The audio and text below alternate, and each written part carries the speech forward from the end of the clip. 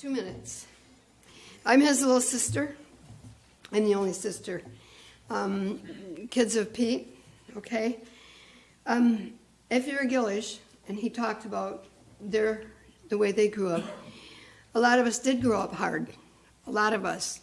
And I see the smile on Bella's face, and you know what? You're just as much a Gillish as we are.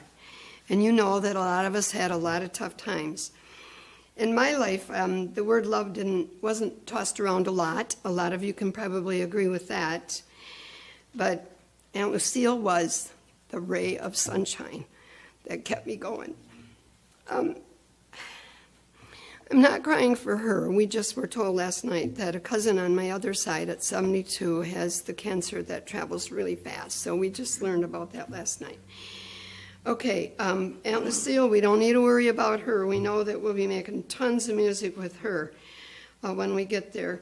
I called her often, and even though we couldn't run there and have coffee together, we visited on the phone.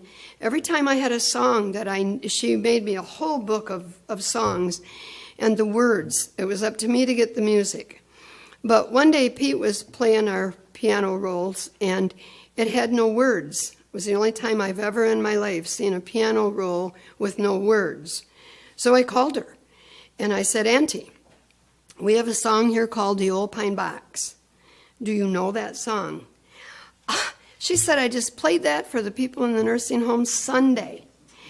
And I said, have you got the words? Well, of course she had the words. She gave them all to me. And she waited patiently while I wrote them all down.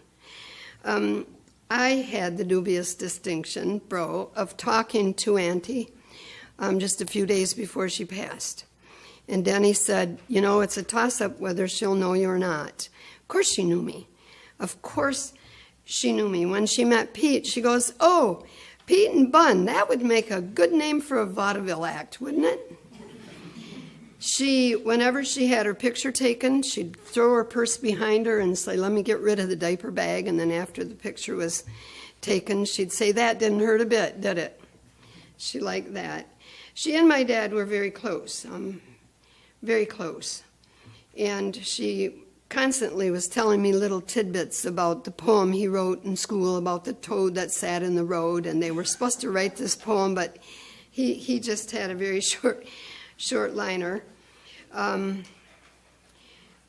This one I just think you'll get a real kick out of. After Uncle died and Auntie was on her own for a while, and she made a trip up and she asked Pete where I was. And he said, she's in the barn feeding the chickens. And I was way back in the middle of the chicken stuff, feeding the chickens. And here she comes. And Denny, was she 60 or 70? She was in her 60s or 70s, okay?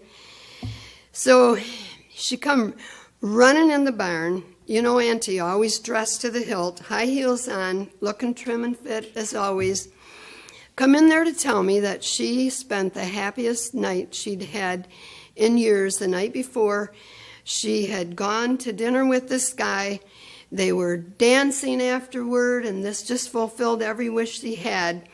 And we were laughing, and I looked down and I said, Auntie, you just amaze me. You'll never change. Here we are laughing our heads off, and your heels are stuck about that deep in the chicken minucci.